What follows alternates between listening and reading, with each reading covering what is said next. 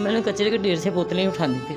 मेरे बच्चे भूखों में मरने लग पड़े। हर तरह से गंदी आवाज़ें आई, इधर आ जा, बड़ा कुछ है। मैं तो आपको जहर दे के खुद भी मरने लगी। बिस्मिल्लाहिर्रहमानिर्रहीम। आप देख रहे हैं फ्रेम 360। मैं हूं आपका मेज़बान इमरान अली। कभी अर्श पर, कभी फर्श पर, कभी उनके दर, कभी दर बदर, गम ज़िंदगी तेरा शुक्रिया, मैं कहाँ कहाँ से गुज़र गई। मेरे साथ फौजिया खान मौजूद हैं जो कि मलेशिया में रहती थी। बड़ा शहाना लाइफस्टाइल गुजार रही थी। बड़ी बड़ी गाड़ियाँ इनके नीचे होती थी। उसके अलावा बड़े बड़े बंगले थे, अपनी प्रॉपर्टियाँ थीं, अपना कारोबार था। बड़ी शानदार खुशी भरी ज़िंदगी गुजार रही थी। इनकी ज़िंदगी में ऐसा क्या वाक़या आया कि ये अपनी ज़िंदगी में बोतलें उठाकर बेचने पर मजबूर हुई और उसके अलावा इन्होंने चिंगची रिक्शा चलाना शुरू कर दिया। ये सारी कहानी इनसे जानते हैं कि इनकी ज़िंदगी में ऐसा क्या वाक़या पेश आया। अस्सलाम वालेकुम। वालेकुम अस्सलाम। आप बड़ी शाहाना लाइफस्टाइल गुजार रही थी, मलेशिया में थी, बड़ी बड़ी गाड़ियाँ थीं। ज़िंदगी में ऐसा कौन सा वाक़या आया, कौन सा ऐसा हादसा आया कि आप कूड़े के ढेर से बोतलें उठाने पर मजबूर हो गई, उसके अलावा चिंगची रिक्शा चलाने पर मजबूर हो गई? उसके बाद यही वाक़या, ज़ाहिर इसके बाप ने जब दूसरी शादी कर ली, हमें खर्चे वर्चे नहीं दिया। मेरे बच्चे तो भूख से मर रहे थे, तो मैंने कचरे के ढेर से बोतलें उठानी थी। वो भी छुप के उठाती थी, लोगों के घर में काम करने लग पड़ेगी। तो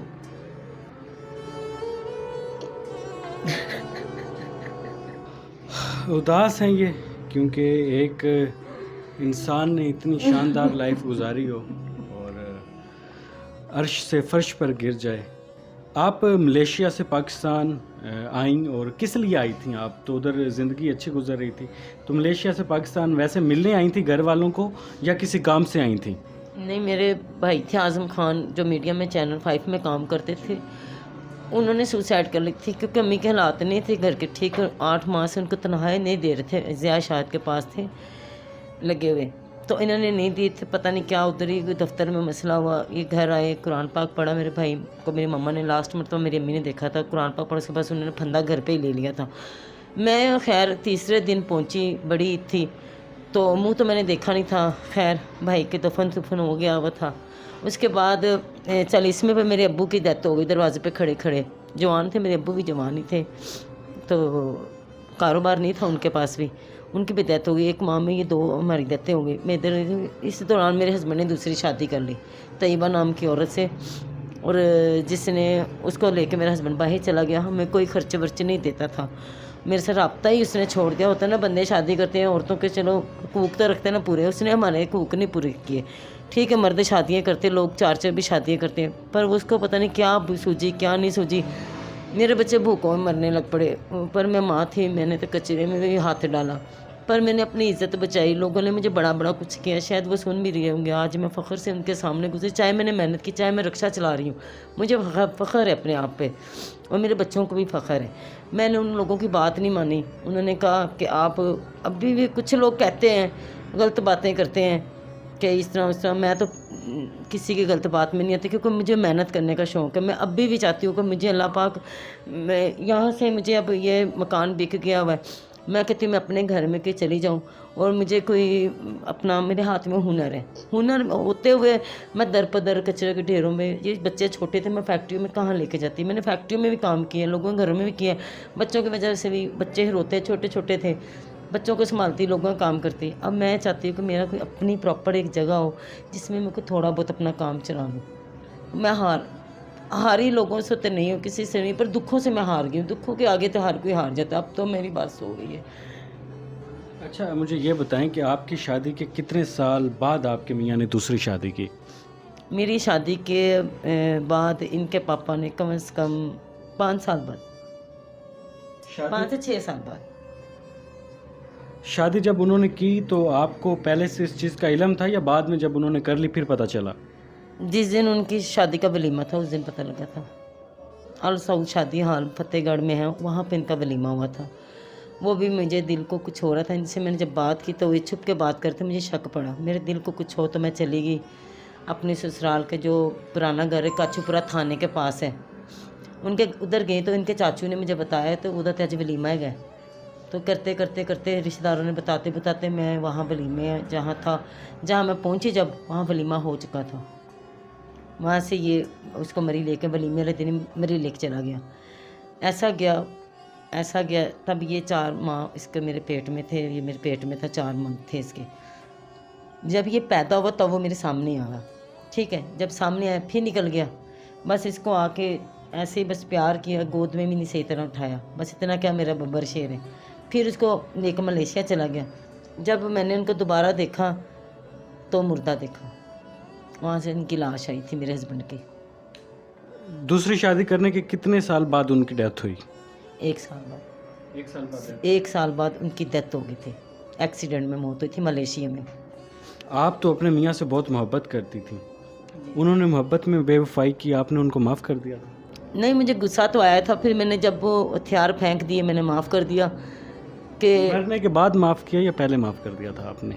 पहले कर दिया था या बाद में किया? मैंने उसकी शादी की माफ़ी उसको पहले दे दी थी, पर जो उसकी गलतियों की माफ़ी उसको बख्श दिया बाद में, जनाजे पे खड़े होके मैंने माफ़ कर दिया। मैं कब्र पे जाती हूँ, अपने बच्चों को लेके जाती हूँ, जितना होता है। कभी नहीं भी होते पैसे, हमारे घर से दूर है, फूल का भी खर्चा है, सब कुछ है। इनको समझा कहते हैं मामा पापा को, मैं इनको ऐसे ही कहती हूँ, बेटा कब्रिस्तान जाएंगे पापा को फूल डाल के, कम से कम आजकल 500 रुपये तो होना चाहिए, 1000 रुपये तो होना चाहिए। तो जाते हैं हम, कभी कभी जाते हैं, जाके बस बच्चे जाते हैं, फूल वगैरह डालते हैं, दुआ करते हैं, आ जाते हैं। आपके ससुराल वाले तो वेल सेटल्ड थे और जो आपके मियाँ थे उनके भी काफ़ी प्रॉपर्टी थी, तो कभी उन्होंने आपको ऑफ़र नहीं की कि आएँ, ये भी हमारे बच्चे हैं, आएँ हमारे साथ रहें? कभी आपने कोशिश नहीं की कि आप उनके साथ जाके दोबारा एडजस्ट हो जाए? नहीं, कभी नहीं, उन्होंने फ़ोन ही नहीं किया, पर के मैंने कोशिश की थी। जब मैं गई तो उन्होंने कहा वो तो चली गई रुखसाना, इधर से बाहर ही सेटल है, इत्थे तो किन्नू लभदी पई है। जब मेरा ससुर भी फोत हो गया, मेरे हस्बैंड फोत हो गए, 2 देवर थे, आमिर उसका नाम है, एक का नाम ज़हीर है पोमा, जिसने मेरी सौंकन से अब शादी की हुई है तैयबा से, तो वो ही जाके मलेशिया में सेटल हैं। तो मैं इधर काछूपुरी में क्या करूँ जाके, किसको पकड़ूँ? मैंने फिर अपने बच्चों को भी तो देखना है। मैं 1 मिनट के लिए कहीं जाती हूँ, मेरे बच्चों का निज़ाम ख़राब होता है, मेरा एक पैर घर में होता है, एक मेरा पैर बाहर होता है। इनको मेरी ज़्यादा ज़रूरत है इस टाइम।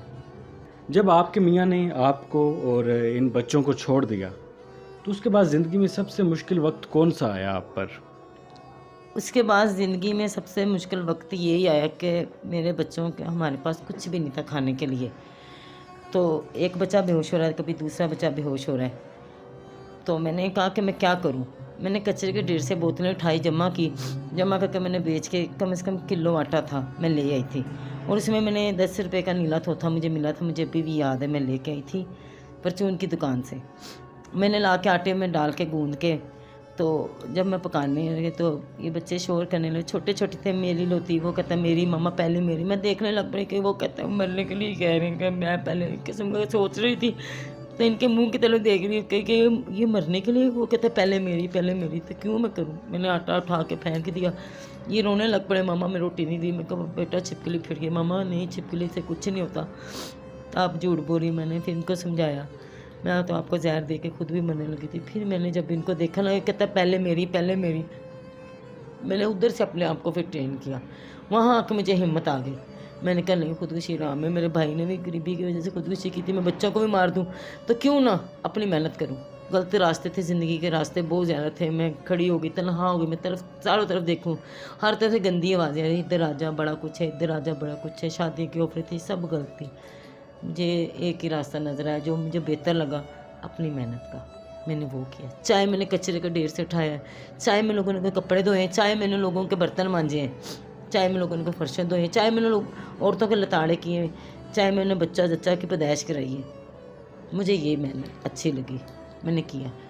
एक टाइम आप पर ऐसा था कि आप अपनी मनचाहा खाना खाती थी, जो महंगे से महंगा खाना खाती थी, और एक वक्त आप पर वो आया जब आप 3-3 दिन भूखा रहती थी।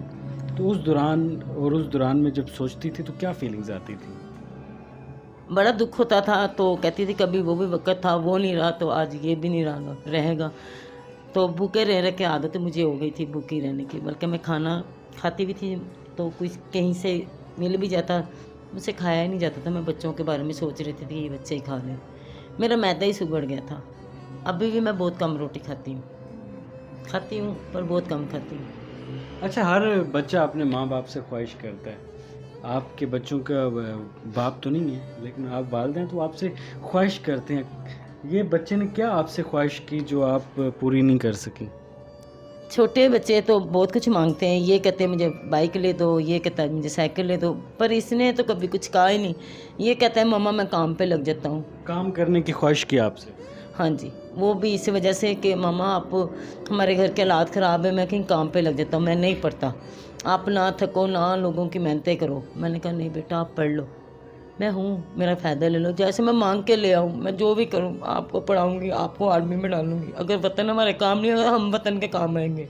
जी, इनका नंबर मैं स्क्रीन पे चला देता हूँ। अगर आप में से कोई साहिब हैसियत इनकी फ़ाइनेंशियली तौर पे हेल्प करना चाहता है, इनको कोई राशन लेकर देना चाहता है, इनको कोई घर का किराया या मंथली लगाना चाहता है, तो वो भी इस नंबर पे रब्ता कर सकता है। और बराए मेहरबानी आप इनको फ़िज़ूल तंग ना करें। जो भाई हेल्प करना चाहते हैं वो ज़रूर इनसे रब्ता करें, ताकि इनकी जो ज़िंदगी के इतने मुश्किल हालात हैं, इनके पास 3 बच्चे हैं, घर है किराए का जिसका 9,000 रुपया किराया, और ये भी घर अभी खाली मालिक मकान करवा रहा है। और खाली करवाने का पीछे भी एक बड़ी अजीब वजह है कि ये रिक्शा जो चलाती हैं चिंची, वो घर के बाहर खड़ा होता है, तो वो मालिक का कहना है कि हमारे घर की शो ख़राब होती है। तो ये अब घर चेंज करने जा रही हैं। अगर कोई भाई इनकी हेल्प करना चाहता है माली तौर पे, या इनके घर का किराया देना चाहता है, या कोई मंथली लगाना चाहता है, तो वो स्क्रीन पे मैं दोबारा नंबर चला रहा हूँ, आप इससे रब्ता करें, इनकी जो मुमकिन हेल्प हो वो करें, ताकि इनकी जो ज़िंदगी है बच्चों की वो संवर सके, इनका जो फ्यूचर है वो महफूज हो सके। फ़िलहाल मुझे इजाज़त दें, मिलते हैं नेक्स्ट वीडियो में। तब तक के लिए आप अपना बहुत ख्याल रखिएगा। अल्लाह निगहबान।